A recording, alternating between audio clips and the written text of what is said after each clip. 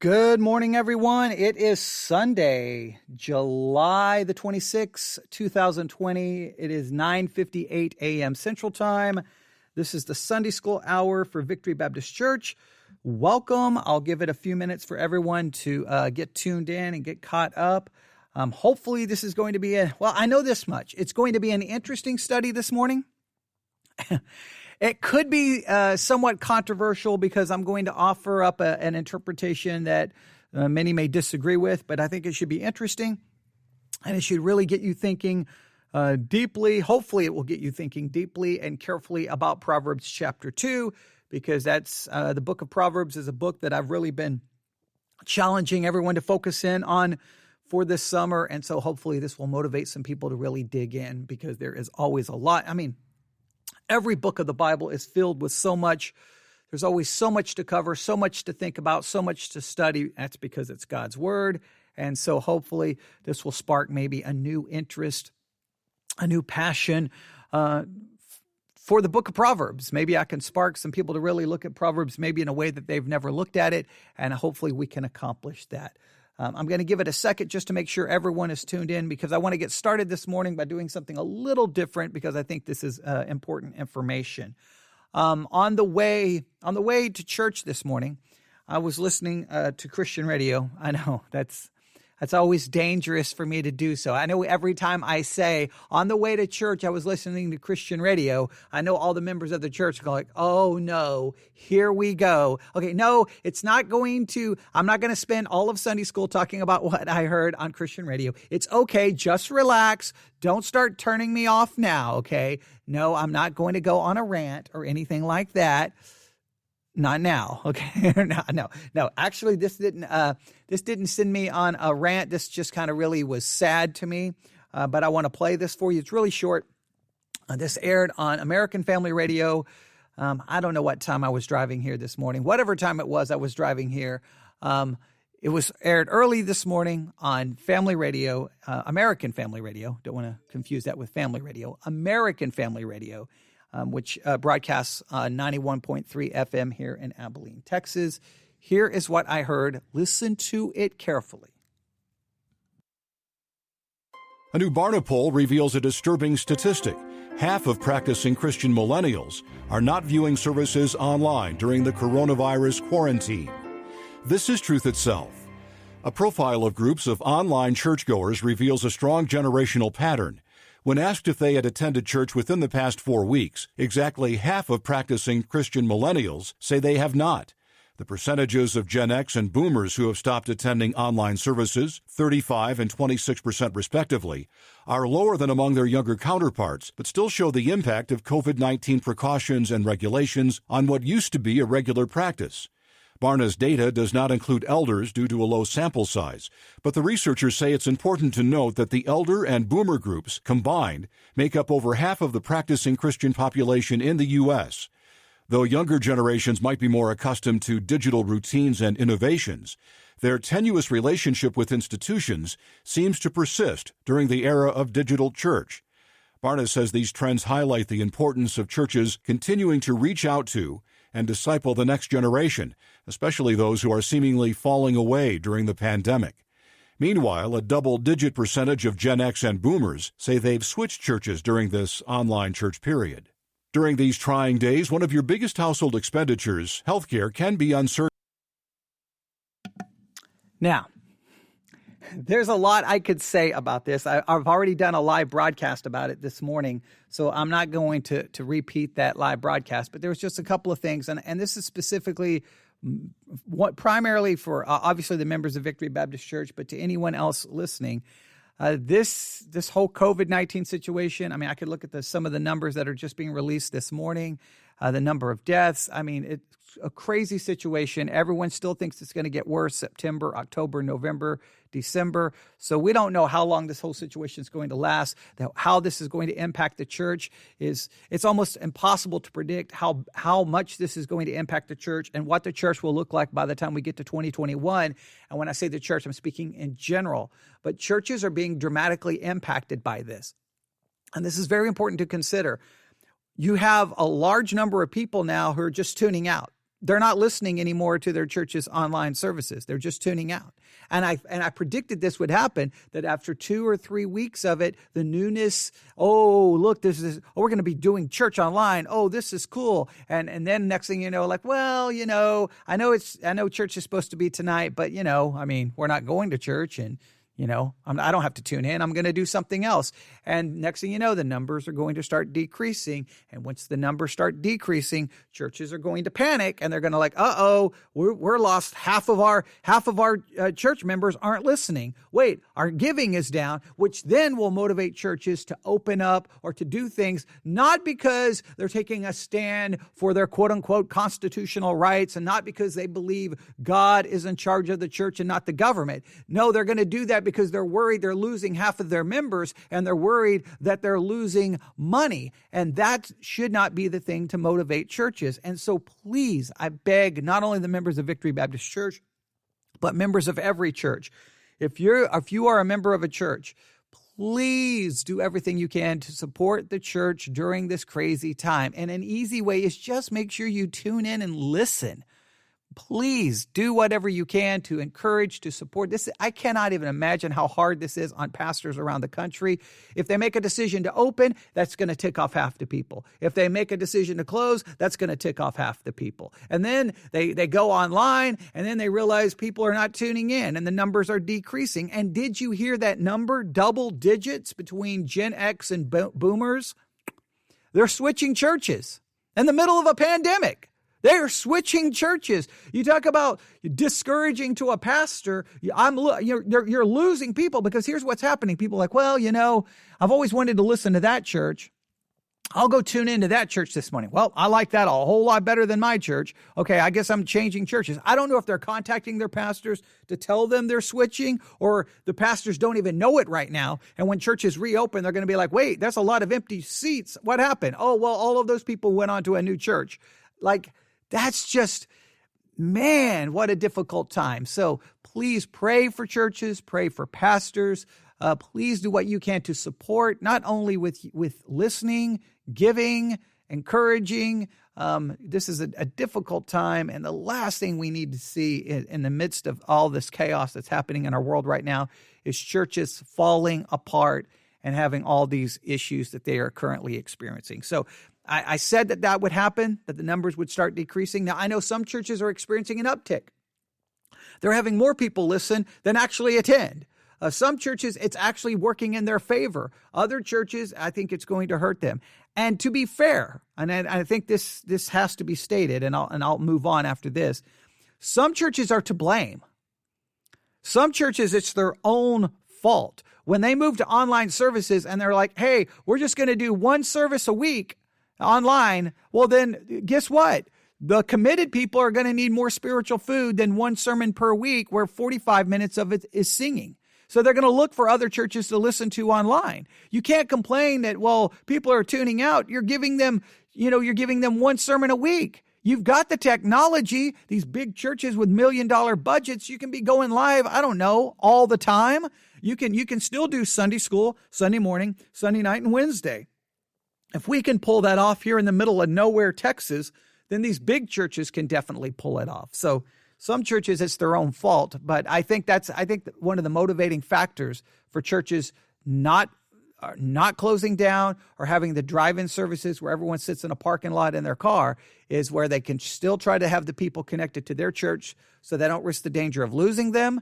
They have a greater chance, hopefully, of people actually tuning in, and they don't start realizing that they've lost half of their congregation and numbers, and obviously they can go car to car to get the offering. So it's just sad when churches have to be motivated by something other than Scripture, and that's just one example of all the things happening in our world right now that requires. Now here comes my transition. Okay, I am transitioning now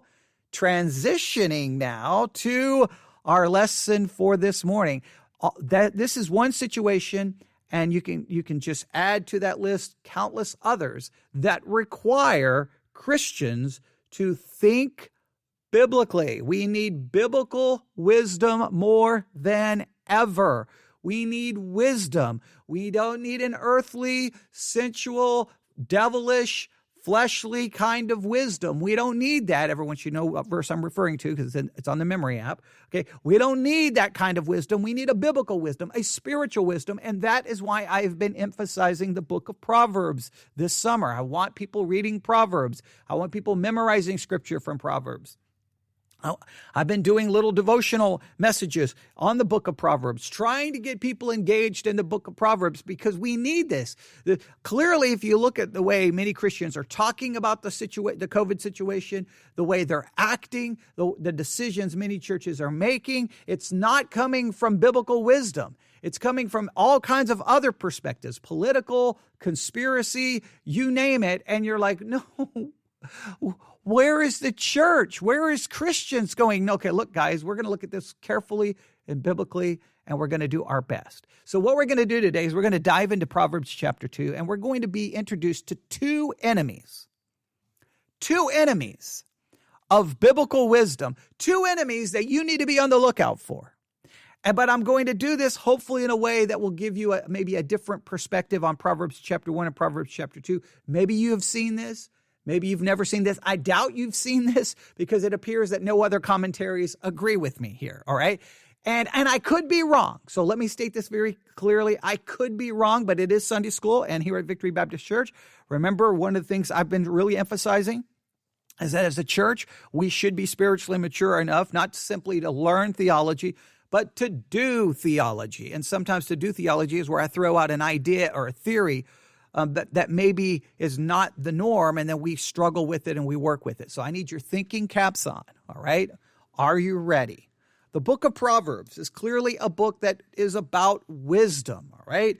The book of Proverbs, if we look in chapter 1, we see this very carefully right at the very beginning. The Proverbs of Solomon, this is Proverbs chapter 1, verse 1, the Proverbs of Solomon, the son of David, king of Israel, to know wisdom and instruction, to perceive the words of understanding, to receive the instruction of wisdom, justice, and judgment, and equity, to give subtlety to the simple, to the young man knowledge and discretion. A wise man will hear and will increase learning, and a man of understanding shall attain unto wise counsel. To understand a proverb and the interpretation of the words of the wise and their dark sayings. So one of the reasons we have this book is to give us all of those things so that we can know wisdom. We can have instruction.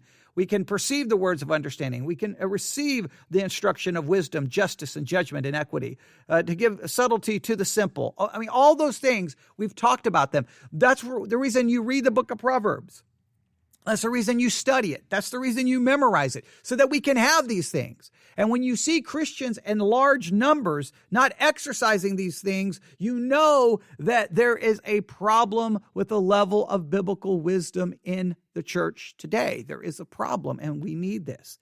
And then we remember the very important concept, verse 7, the fear of the Lord is the beginning of knowledge, but fools despise wisdom and instruction. So the fear of the Lord is the beginning of knowledge. Now, we have to fear God. We have to fear God so that we can have right knowledge, all right? And we've talked about all of these things. So this is very, very important. Now, so in Proverbs chapter 1 and in Proverbs chapter 2, obviously, time and time again, we're going to see the importance of wisdom. We're going to see the importance of obtaining that wisdom. We're going to be told how to obtain that wisdom. Look at Proverbs chapter 2. Proverbs chapter 2, starting at Proverbs chapter 2, verse 1, we are given 8 imperatives, 8 things that we need to do if we're going to truly obtain this wisdom. And you can read them starting in Proverbs chapter 2, verse 1. And I did a number of devotional messages on this. Proverbs chapter 2, verse 1, my son, if thou wilt receive my words, you've got to receive the words. I'm not going to go back and tell you everything about what that means, but you get the idea. You have to receive the words. And hide my commandments with thee. You got to receive them. You got to hide them. If you truly want to get biblical wisdom, these are the imperatives. You got to receive the word. You've got to hide the commandments. You have to, so that thou incline thine ears unto wisdom. You've got to incline your ear unto wisdom. You've got to apply your heart to understanding. Verse 3, you've got to cry after knowledge. You've got to lift up your voice for understanding. You've got to seek her as silver and search for her as hid treasures. Those are the imperatives you have to meet. Those are the conditions you have to meet if you truly want biblical wisdom. And then look what happens. If you do those imperatives, look at verse 4, or verse 5, I should say, then shall thou understand the fear of the Lord and find the knowledge of God. Well, you've got to understand the fear of God, because if you don't fear God, you can't have knowledge, because the fear of the Lord is the beginning of knowledge. So you've got to understand what it means to fear God. And the way you begin to understand to fear God is when you are doing those imperatives. You're receiving the word, you're hiding the word, you're inclining your ear unto it. You are doing what you can do to get that wisdom. Then you begin to understand the fear, which is the beginning of knowledge, and then you begin to have the knowledge of God. So these are the imperatives telling you you need this. You have to have this, all right? Now, if you get this wisdom, look at verse 10, Proverbs chapter 2, verse 10. And if you look at verse 6 and following, reminds us of the source of this wisdom. For the Lord giveth wisdom, out of his mouth cometh knowledge and understanding. He layeth up sound wisdom for the righteous. He is a buckler to them that walk uprightly. He keepeth the paths of judgment and preserveth the ways of the saints. All right. Now, this is very important. It is the Lord who gives this. It is the Lord who gives wisdom. He's the source of it. He's a buckler to them that walk uprightly. He keeps the paths of judgment and preserveth the way of his saints, because his wisdom is what will bring this about. We need this wisdom. It comes from God. If we're seeking wisdom and understanding from other sources, then it's going to be fleshly, sensual, and devilish. Earthly, sensual, and devilish. It's going to be opposite of what we need. God is the source of it. Now look carefully at verse 10. Proverbs 2:10.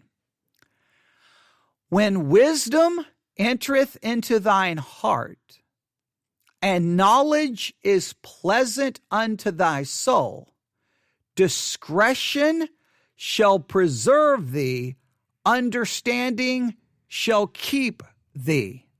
Now, this is very important. Once we get this wisdom, once we have the fear of the Lord, which is the beginning of knowledge, once we get all of these things that God will provide, when it enters into your heart, and knowledge is pleasant unto your soul. When wisdom enters into your heart, and the knowledge of God, and this knowledge is something that is pleasant, it's something you want. You don't see it as, I have to get it. It's pleasant to you. You desire it. Then listen, discretion will preserve thee. Understanding will keep thee. Biblical wisdom will preserve you, and it will keep you. It will preserve you, and it will keep you. Or we could say, it will protect you. Now, sometimes we really take this preserving, keeping, we take some of these promises in Proverbs and try to make them like it's going to preserve and keep me and protect me and guard me and keep me safe and from physical dangers. And we've got to be very careful with that, because I think that's a too earthly way of looking at it. Ultimately, the wisdom of God, now this is very important, the wisdom of God, and it will lead to a protecting you from, listen, to the wrong kind of wisdom, the wrong kind of thinking. It will keep you, preserve you, protect you, keep you safe from all of these other ways of thinking, all these other forms of wisdom that are contrary to biblical wisdom. It will keep you and it will protect you. Specifically, it will keep you and protect you from two enemies that are coming to destroy biblical wisdom. And their approach of destroying that biblical wisdom is unique. And we need to look at what these two enemies are and how they work. But before we can do so, there is something in Proverbs chapter 1 and Proverbs chapter 2 that we have to address here. All right? And I'm going to throw out this concept. All right? You may want to write this down. The personification of wisdom. The personification of wisdom. Now taking the concept of wisdom and personifying it. In other words, you take the concept of wisdom, which is this, It's not tangible. It's just, here's wisdom. I can't really touch it. I can't really see it. And you take this concept of wisdom and you describe wisdom as a person. You personify wisdom so that you can speak of it. You can speak of it doing and saying. You make it as a person, and it makes it a little easier for you to understand. It takes, I hate to use this idea, but I think it makes sense. And please understand, I don't want to in any way say anything heretical here, but listen to me. We have God, who is a spirit, who is invisible, and then Jesus Christ, the eternal Son of God, second person of the Trinity, took upon human flesh, incarnated, took upon flesh to make the invisible God visible, to make the invisible God known. He took upon human flesh. At the incarnation, took the invisible and made it visible, took the Word that was with God and was God, took upon flesh so that we could see, that we could hear, that we could observe the Word of God, God in the flesh in action. It made it real and tangible. Well, in philosophy, if you go to ancient philosophical texts, other religious texts, not just the Bible, this idea of wisdom is sometimes the writers would take the concept of wisdom and personify, in a sense, incarnate it into some kind of image of flesh that we could see it walking and talking and doing things, and then it would make it a little bit more tangible. So the personification of wisdom. Everyone has to agree that wisdom is clearly personified in the book of Proverbs as a woman. We talked about this in our introduction. It doesn't take 5 seconds for you to see this. Look at Proverbs chapter 1. We'll go to verse 20. Proverbs chapter 1, verse 20. Wisdom crieth without. Wisdom crieth without. She uttereth her voices in the streets. All right, so this is describing wisdom as a woman. All right, now this is very important. It's describing wisdom as a woman, so clearly there is some personification of wisdom as a person. I don't think anyone disagrees with me there. I think everyone would agree. I don't think there's any way to argue that. All right, but stay with me, okay? Because I think this is very important. Everyone seems to agree that wisdom is personified as a woman in the book of Proverbs, and this happens over and over and over again. All right, now, here's my question. Here's where I'm going to get a little controversial. If wisdom is being personified in the book of Proverbs, which everyone says it is, clearly it's being personified as a woman. Is it possible, now I'm stressing possible here, I'm not being dogmatic, that when we have passages where it's the voice of a man, the voice of a father speaking, is it possible to interpret that as wisdom being personified as a man or as a father? It's being personified as a woman. It's being personified as a father. Because in Proverbs chapter 1, you have a man and you have a woman both speaking. Note how this works. It's very interesting the way this occurs, all right? And in fact, it doesn't take long for you to see this. Proverbs chapter 1, verse 8, my son, hear the instruction of thy father, and forsake not the law of thy mother. For they shall be an ornament of grace unto thy head and chains about thy neck. Now, you both have mother and father. You have male and female here. Now, some will say, no, this is speaking of actual parent, speaking to the actual child. And I understand that you could make an argument because Proverbs chapter 1, verse 1 says the Proverbs of Solomon, the son of David, king of Israel. Well, okay. I mean, if it was David writing it to Solomon, then it would make a little bit more sense. I think that would make a little bit more sense. So I will argue that clearly in Proverbs 1:20, wisdom is described as a woman. So in Proverbs chapter 1, verse 8, the exact same chapter, now we have, my son, hear the instruction of thy father and forsake not the law of thy mother. Is it possible that this is simply taking the concept of wisdom, personifying it as a mother and a father? Male and female. And then they both have their own unique advice and approach things in their own unique way, right? The father here if you'll note how it works, we'll see how this plays itself out. Verse 8, my son, okay, hear the instruction of thy father, for they should be an ornament of grace. Okay, now look at verse 10. My son, if sinners entice thee, consent thou not. If they say, come with us, let us lay wait for blood, let us lurk privily for the innocent without cause. Let us swallow them up alive, and as the grave, and whole as they that go down into the pit. We shall find all precious substance. Okay, simply put, here's just the father speaking to the son, saying, hey, when sinners entice thee, don't go after them. It's wisdom speaking. All right. Now we could have used this, but I skipped this part for a specific reason because I want to focus on two enemies here. But just stay with me. The father here just simply gives the instruction. All right. Hey, if sinners entice thee, consent not. Verse 15, my son, walk not in the way with them, refrain thy foot from their path. He's just giving them instructions.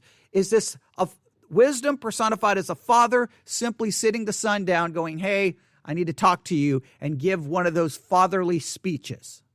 All right.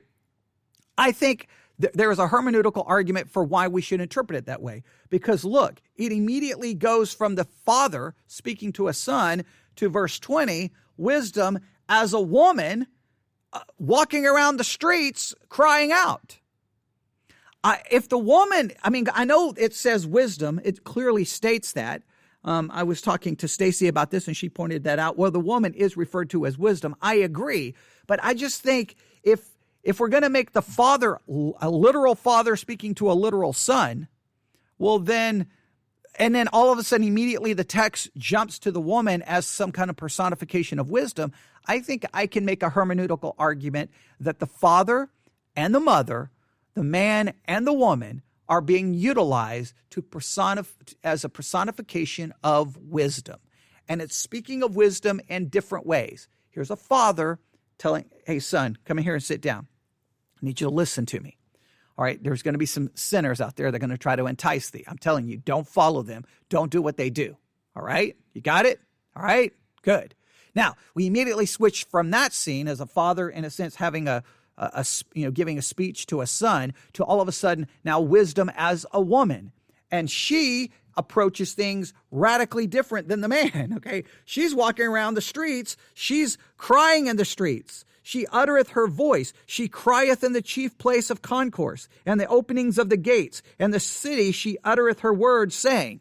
So she's not content just to sit at home. She's obviously not content just to talk to her son. She's going to walk around the city telling everyone, and she's crying out. And look at her message. How long, you simple ones, will you love simplicity? And the scorners delight in their scorning, and fools hate knowledge. She goes after three groups. She goes after the simple, she goes after the scorners, and she goes after fools. Right? And she tells them, I've called you, but you refused. I have stretched out my hand, and no man regarded. You're not listening to me. You're not paying any attention to me. Okay? You've said it not all my counsel, and would none of my reproof.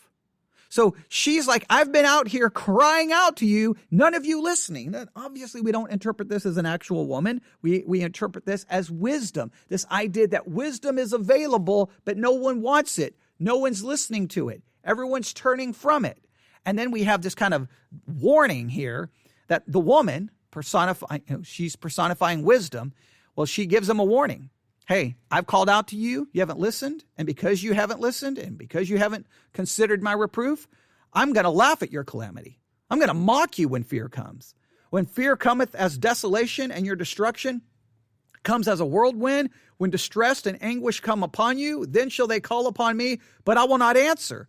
You're going to seek me, but you're not going to find me. You hated knowledge, and you did not choose the fear of the Lord. You would not of my counsel, and you despised all my reproof. Therefore shall they eat of the fruit of their own way, and be filled with their own devices. Hey, look, you're going to suffer the consequences because you haven't listened to godly wisdom, personified as a woman. She's given this warning. Now, she does give a little bit of hope. The last verse of chapter 1. But whosoever hearken unto me, If you hearkeneth unto me, if you hearkeneth unto the woman, if you hearkeneth unto the woman who is a personification of wisdom, you're going to dwell safely and you're going to be quiet from the fear of evil. So there's a little bit of hope. All right, man. Whew, that's some severe warnings. But we've got the father giving the speech. We got the woman in the streets. I'm going to argue they're both a personification of wisdom. Male and female. Keep that in mind, right? So after we get this warning and a little bit of hope, chapter 2 comes along, starts, my son, goes right back to the fatherly idea. All right. Now here's the father. Hey, listen, son, here's the things you need to do. Personification of wisdom as a father, calling the son back in. Hey. Listen, here are the 8 things you need to do. Here are the imperatives, and gives out 8 imperatives. Right? Gives us the results of those imperatives. We're going to understand the fear of God. We're going to have the knowledge of God. Gives us kind of the reason this all works, because God is the one who gives the wisdom. All right. Very important. Then, verse 10, if we get all of this wisdom from God, then we'll understand righteousness. We'll understand judgment. We'll understand equity, and we'll understand every good path. If we'll get God's wisdom, we're going to understand righteousness, judgment, equity, and every good path. Now, that brings us to verse 10. Now, remember, please note the imagery, man and a woman, over and over in chapter 1. Okay, it even goes back into chapter 2. It reverts back to the man, right? I think this is very important. In fact, if you look at verse 4, it goes back to the woman. If thou seekest her as silver, goes back to wisdom as a woman. I think you got the male and female imagery being used over and over in chapter 1 into chapter 2. Now, that brings us to 10. Now, we are told that when wisdom entereth into thine heart, and knowledge is pleasant unto thy soul, discretion shall preserve thee, understanding shall keep thee. All right. There's been all of this warning to get wisdom. We've got the father speaking. We got the woman speaking. We've got wisdom personified. Now, what does it need to protect us from? Now, here's what I think is fascinating. A man and a woman. It's going to revert back now to the imagery of a man and a woman, but this time the man and the woman is not the personification of godly wisdom. I'm going to argue now the man and the woman is the personification of a false wisdom, of an earthly, sensual, devilish wisdom. But they use the imagery of a man and a woman. Note what happens. So, hey, this is going to protect you. Now, here's enemy number 1. You ready? Enemy number 1, to deliver thee from the way of the evil man. Enemy number 1 to godly wisdom is the evil man. Now, we could argue that enemy number 1 is found over here in Proverbs chapter 1, verse 10, but for the sake of this study, we're going to say enemy number 1 is the evil man. And I'm going to argue that he's not speaking necessarily of like a literal man, that this is a personification using the idea of a man. It's a personification of a false wisdom, of a wisdom contrary to the godly wisdom. The godly wisdom personified as a father and the godly wisdom personified as a woman in chapter 1 and part of chapter 2. Now we're going to reverse that imagery, and now here comes the evil man. Here comes the evil man that we have to be on the lookout for. Now, let's study a little bit about this evil man and see exactly what he does and how he works. Because guess what? Enemy number 2 is going to be a woman. We've got the man and the woman in chapter 1. We got the man and the woman in chapter 2. There's just no way this is just happens by accident. There's got to be a hermeneutical reason for the imagery here. And that's going to be my argument, all right? So let's look at the wicked man, all right? Let's look exactly at what the wicked man does. Everybody ready? I say everybody's ready like I can hear you, okay? There's nobody here, so. All right, I'm going to pretend everyone just said yes. All right, here we go. All right, I think this is really good. All right. To deliver thee from the way of the evil man, from the man that speaketh froward things. Froward things. Now, what does that mean? We've got the evil man Now, obviously, we've got to get down the characteristics and how the evil man works. Obviously, evil means contrary. I mean, evil is opposite, obviously, to holy. So this evil man is contrary to the things of God. He's opposed to the things of God. It's a evil wisdom. It's an ungodly wisdom. It's a fleshly, devilish, sensual wisdom. It's opposed to it. And how does this wisdom work? Well, it speaks. Just like in chapter 1, we had wisdom speaking in the streets. And look at how he speaks. The man speaketh froward things. Froward things. Now, what does that mean? What does this idea of froward mean? Okay, well, we're going to have to look up some definitions here, and we're going to see what we can find here. I think it's very important, all right? Froward equals habitually opposed to disobedience and opposition. Habitually disposed to disobedience and opposition. I think I'm trying to read my own writing, and when you try to read my own writing, I can't make out my own writing because, well, my handwriting is really, really, really, really bad, which is supposed to be the worse your handwriting is, the smarter you are, according to all the studies. So based on what my handwriting currently looks like, I probably am beyond a genius level. Okay, all right. So forward, habitually disposed to disobedience and opposition. All right. So this man speaks froward things. He is habitually speaking things that are disposed to disobedience and opposition to God. This enemy, this personification, is a wisdom. It's a thinking. It's a philosophy that is opposed to God. It is committed to disobedience, to the thinking of God, to the wisdom of God. It's contrary to it. All right? I think it's very important to understand. If you do a little study, in fact, if you do a little study here, if you go to if you have the Blue Letter Bible app, and you pull up verse 12, go to the interlinear, to deliver thee from the way of the evil man, from the man that speaketh froward things. If you pull up the Hebrew word here, it is this.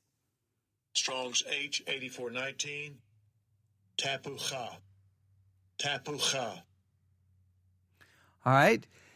Now, the actual meaning of the word here is a perversity or fraud.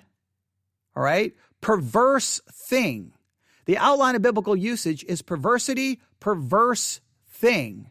So they speak, in fact, the text, let me go back to the text. Proverbs chapter 2, verse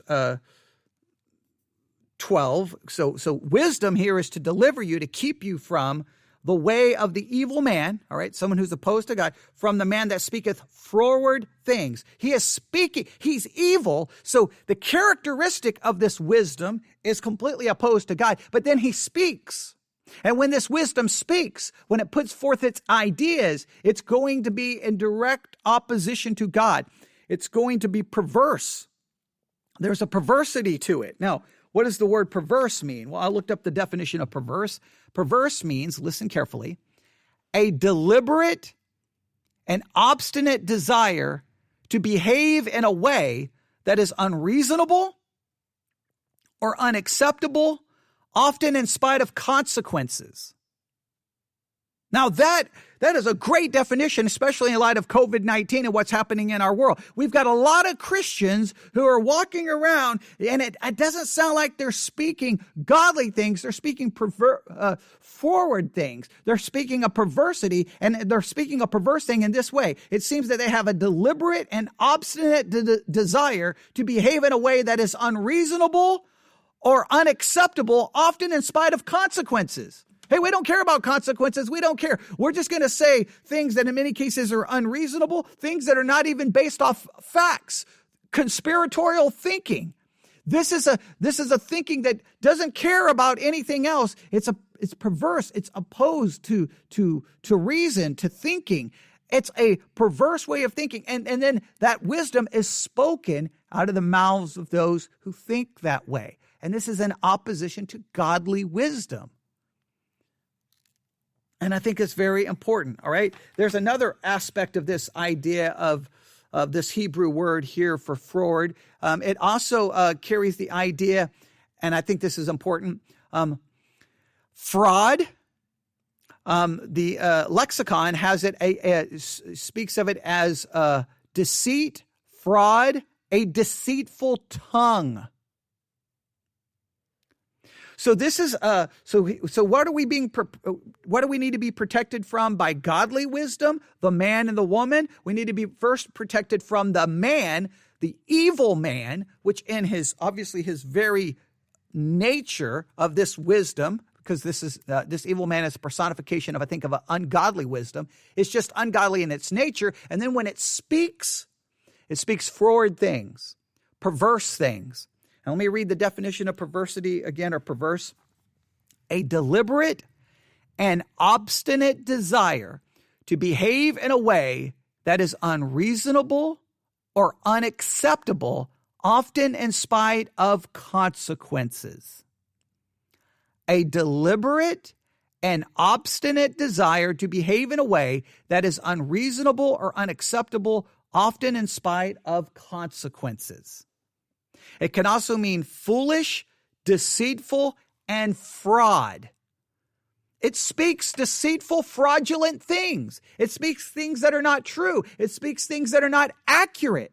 When you're out there sharing things that are not accurate and you're speaking things that are not true, I'm telling you, you're a part of the evil man. You are personifying a ungodly, unbiblical wisdom, and biblical wisdom has to protect people from that. Maybe even protect it from what you and I say, because we should not say things like that. We should not be speaking froward things, perverse things, things that are fraudulent, things that are not true, things that are unreasonable. We should not be speaking that way. That's what the evil man does, that wisdom tries to protect us from. Again, the evil man is a personification of the enemies of godly wisdom. It's its own counter wisdom. It's a false wisdom. Again, that's why I had everyone memorize that passage in James, because I knew it was going to play an important role in all of this. There's a wisdom that doesn't descend from above. It doesn't come from God.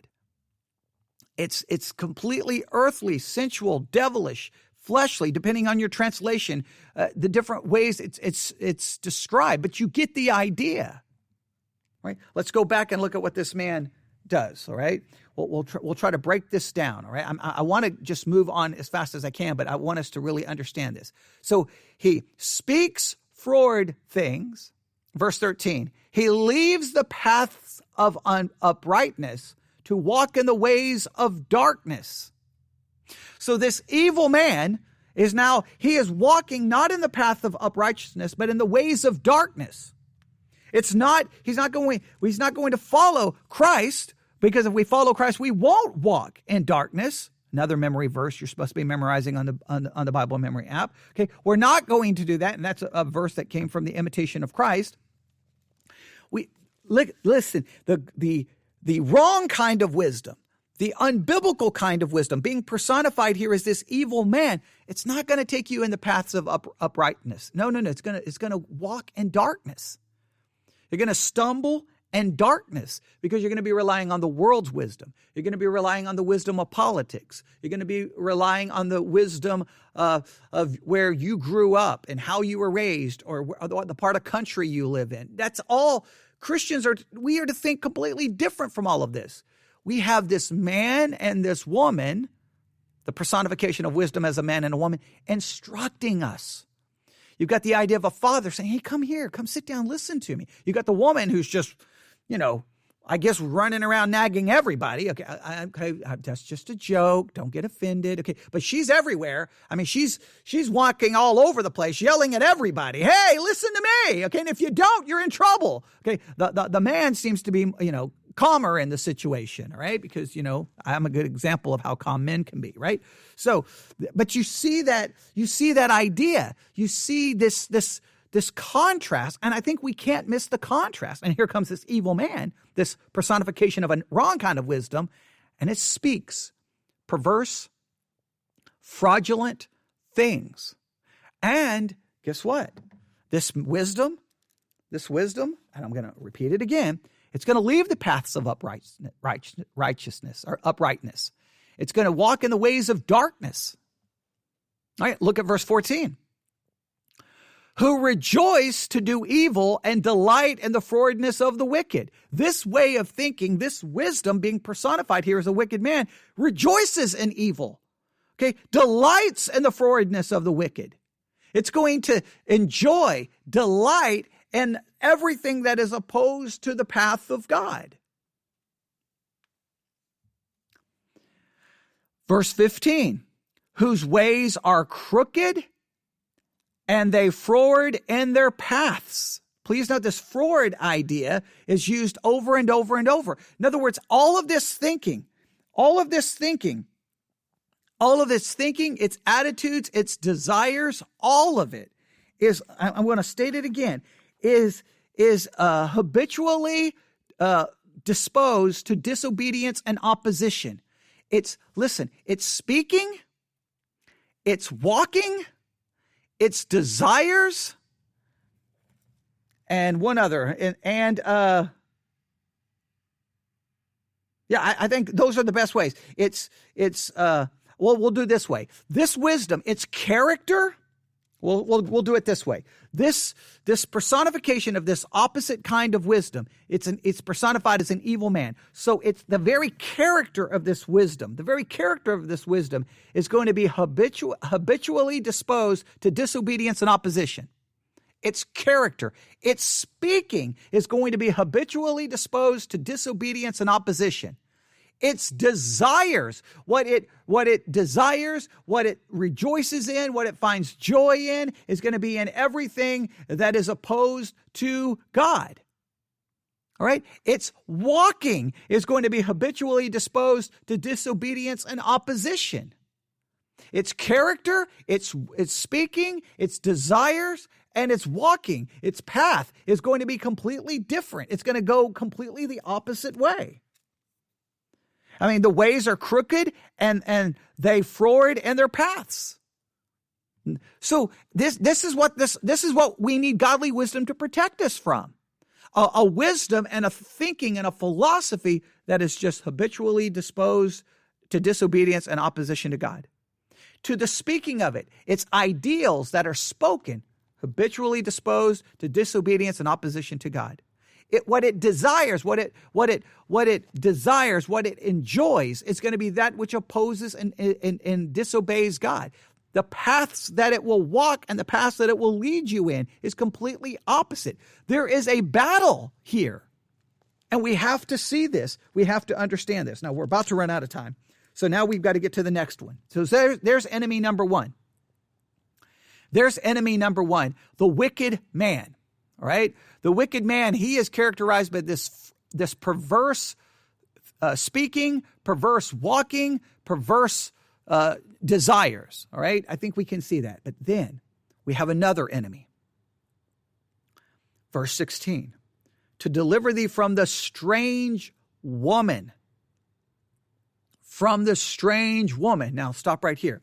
Now, typically, the way we handle this is that, okay, we've got the evil man. Now we do this, we usually interpret this in a very literal way. Okay, look, like there's literal people out there who does this. I think it's personifying a wrong kind of wisdom as an evil man. But then when we get to the woman, we're like, okay, here's the adulterous, promiscuous woman. That's what you need to be on the lookout for. But I think it's using a woman, just like the woman was used in chapter 1, to demonstrate godly wisdom. Now here the woman is being personified as an ungodly wisdom, being personified in an ungodly wisdom and an earthly, sensual, devilish kind of wisdom. And it's using this imagery. I don't know if we should say that this is just simply speaking in regards to an actual physical woman who tries to get you to fall into some kind of sexual sin. I think this is using an imagery that is evident in chapter 1 going into chapter 2. That's going to be the argument I make. I know people will disagree, but that's okay. I'm not saying it's not applicable to these other things, but I think the imagery screams at us that we've all missed it, and I'm going to argue that we need to get it, all right? So let's look at what the woman does, all right? We saw what the evil man does. What is the personification of a wrong kind of wisdom as a woman? What does she do? How does she operate? Verse 16. So wisdom is here to deliver you. Godly wisdom is to deliver you from the strange woman, even from the stranger which flattereth with her words. Now, she operates in a completely different way. The evil man speaks froward words. He's just right out there, just speaking perverse things, right there in your face. Boom! He just right there hits you with it. You should be able to see it. You should be able to go, whoa. Okay, that's a wrong way to think. That's a wrong philosophy.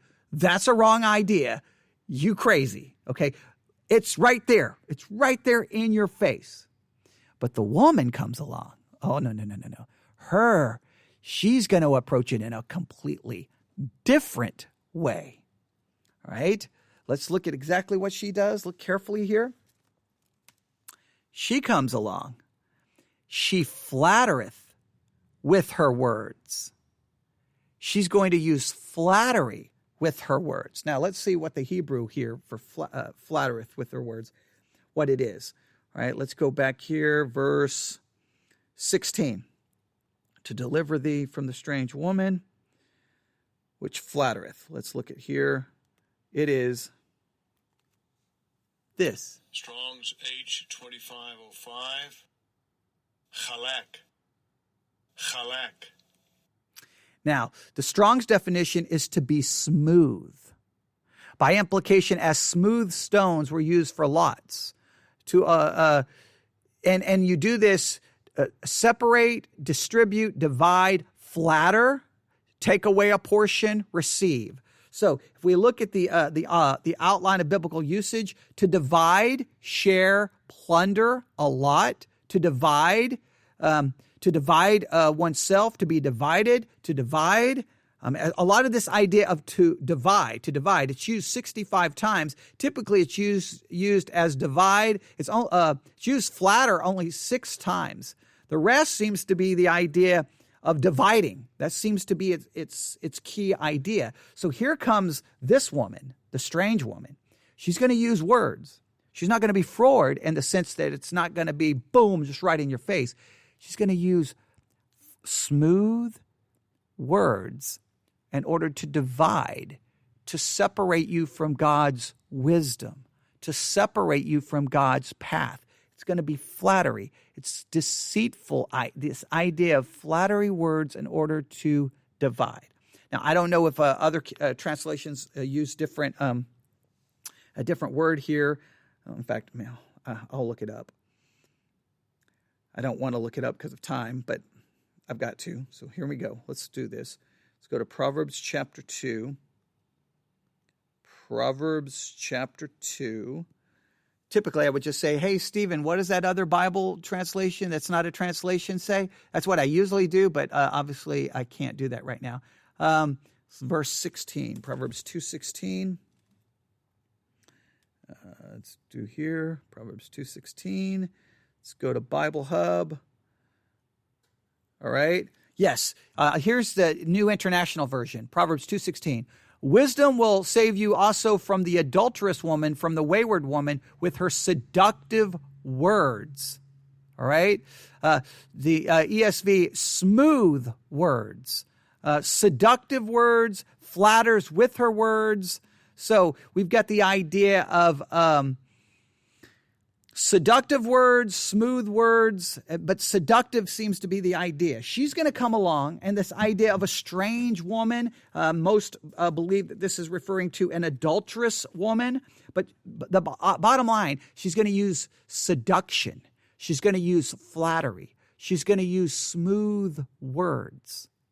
This is an enemy to be on the lookout for. when the wisdom of the world is spoken in a smooth way, a seductive way that you don't even see it coming, and the next thing you know, you're being separated from godly wisdom. And let me tell you, sometimes the seductive words, they come from within Christianity, where it sounds so biblical, it sounds so good, but is it simply using flattery?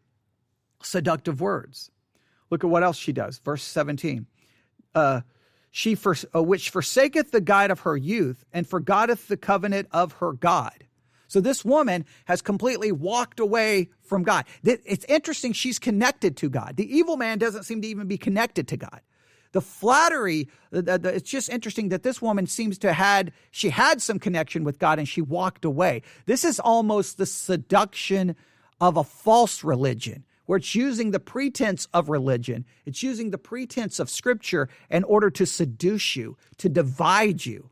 So I just think the evil man seems to be nothing to do with God, but this woman, she had something to do with God. She has forsaken the guide of her youth. She's forgetteth the covenant of her God. For her house inclineth unto death, and her paths unto the dead. None that go unto her return again, neither take they hold of the paths of life, that thou mayest walk in the... Okay, we'll stop right there. All right? So there's this warning of this woman.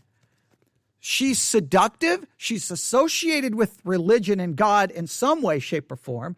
But listen, she's going to invite you in a seductive way. And when you go in, it's death. You're going to be destroyed by it. Now, I know many want to make this a very wooden, literal understanding that this is just the adulterous woman, and so adultery is a thing that will destroy God's wisdom. I think this is an attack upon wisdom. I think you have, just as you had a man and a woman in chapter 1, you have a man and a woman in chapter 2. The man and the woman in chapter 2 is going after godly wisdom. Wisdom will protect you from these two, but you got to be on the lookout. And their approach is radically different. The man, boom, forward, his character, evil. Habitually disposed to disobedience and opposition to God. That's his character. He speaks forward things, perverse things. He speaks them. He is going to take you from the path, the upright path, to a path of darkness. His ways, his walking, his path is crooked. It is dark. That's the path he takes. His desire, the thing he desires and the thing he rejoices in is everything that is opposed to God. It's very blatant, it's very blunt, it's very straightforward. And so about the second you get past him, then here comes enemy number 2. And she's like, hey, come here. And she uses flattery, smooth words. And because she's connected to spiritual things, she uses spiritual things. She uses spiritual things to seduce you. She uses spiritual things that looks good, sounds good, but guess what? You're going to go on in and you're not coming out. You're checking in, but you can't check out, to quote the famous song by the Eagles, okay? All right? Won't name the name of the song because I'll be told that I'm promoting Satan because people misunderstand the lyrics of the song, but we won't get into why people don't understand the lyrics of the song because they can't interpret them, but that's a whole different story. All right, man, I've had so many fights over that song by the Eagles, but some of you know what song I'm referring to. All right, but that's the way she works. You check in, you don't check out. You're going to die. Now, the reason why is because you're going to buy into her wisdom. I mean, David committed adultery and obviously didn't die, right? So it's using figurative language here. I don't think it's just about physical adultery here. I think it's about being seduced and committing spiritual adultery. She's forsaken God, but she's using flattery words, and you go there thinking it's godly, thinking it's spiritual, and you get seduced. The two things that are opposed the wisdom of God is the evil man and the seductive, strange woman, the adulterous woman, who's going to get you to commit spiritual adultery. It's going to get you to commit spiritual fornication. It's going to kill you because you're not even going to realize what's happening. You're going to think you're doing the right thing. Two enemies laid out there in Proverbs chapter 2. Now, how does this chapter end? We have time to look at it just briefly. Yeah, we have time.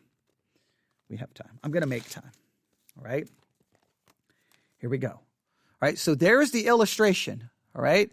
And then here's verse 20, 21, and 22.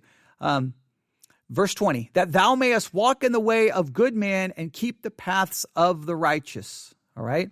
That the idea is, I'm giving you these illustrations. I've given you these illustrations that you may walk the way of good men and keep the paths of the righteous. Here's these illustrations. I've personified this wrong kind of wisdom so that you can avoid it. And then look at Proverbs chapter 2, verses 21 and 22 ends with a kind of this contrasting applications here. All right, look at it. Verse 21, for the upright shall dwell in the land, and the perfect shall remain in it. All right, the upright, they're going to dwell in the land. They're going to remain in it. They're going to be protected. Why? Because they're following godly wisdom. However, the wicked, they're going to be cut off from the earth, and the transgressor shall be rooted out of it. You've got wisdom personified as a man and a woman. You can follow it, or you can follow the evil man and the seductive, adulterous woman. And you end up with two different results, contrasting results. There is my interpretation of Proverbs chapter 2. Now, listen, almost no commentaries agree with me. They agree that the woman in chapter 1 is a personification of wisdom. None of them seem to interpret the woman there in chapter 2 as a personification of a opposite kind of wisdom. They make her literal. Well, if the woman in chapter 1 is not literal, why is the woman in chapter 2 literal? Like, what is the hermeneutic? And if the woman in 1 isn't literal, then why is the man, speaking as a father, why is he considered literal? Why is this just not what we have in chapter 1 and chapter 2 is the personification of wisdom and the personification of the enemies of wisdom, or an opposite wisdom, an ungodly wisdom. And you've got to choose which one are you going to follow? You're going to follow the personification of wisdom as a father who speaks to you and give you good advice? Are you going to listen to the personification of wisdom as a woman who's crying out in the street going, hey, listen, how long are you going to keep up with your simplicity? How long are you going to keep up with your scorning and you hating knowledge? When are you going to listen? Okay, you're not going to listen to me. You're going to suffer the consequences. Hey, but if you do, things are good. And then all of a sudden, hey, my son, okay, listen to me. Here are the imperatives. If you get this, you're going to have the right kind of wisdom, and this wisdom is going to protect you. You need this wisdom. You need to follow. You need to seek this wisdom. You need to seek her as gold, using the imagery of a woman now, and then goes right into, hey, here's the personification of the wrong kind of wisdom, an evil man and an adulterous, seductive woman. I think there's a lot there to think about. You can give me your thoughts about this. You can tell me how wrong I am. I'm telling you, I'm not being dogmatic because I understand that I'm out there on a limb by myself and nobody agrees with me. But I've read these 2 chapters now. Man, I don't even know how many times. I mean, I have read them over and over and over. And I know I'm supposed to have already been done with the book of Proverbs, because this is the summer of Proverbs. So I should have already read the whole book once, but I just keep reading chapter 1 and chapter 2 over and over and over. And I've been trying to figure this imagery out. This is what I've come up with. You can give me your thoughts. newsif@yahoo.com, newsif@yahoo.com, or comments on YouTube or wherever, however you want to leave your comments. Go ahead, tell me how wrong I am, and you can correct me. All right, but I think there's something interesting going on in those 2 chapters. All right, let's pray. Lord God, we come before you this morning. There was ever a time we need to heed to godly wisdom. It's the time we are living. There is so much out there attacking godly wisdom, godly thinking, rational thinking, logical thinking. It is under attack, and the church is in serious trouble with our thinking being so hijacked and overrun. And I pray that what we've discovered in Proverbs chapter 2 would at least motivate us to think about this, study it, really consider it carefully, and maybe you will use it to help warn us and help equip us so that we can think in a way that is biblical and pleasing to you. And we ask this in Jesus' name. Amen.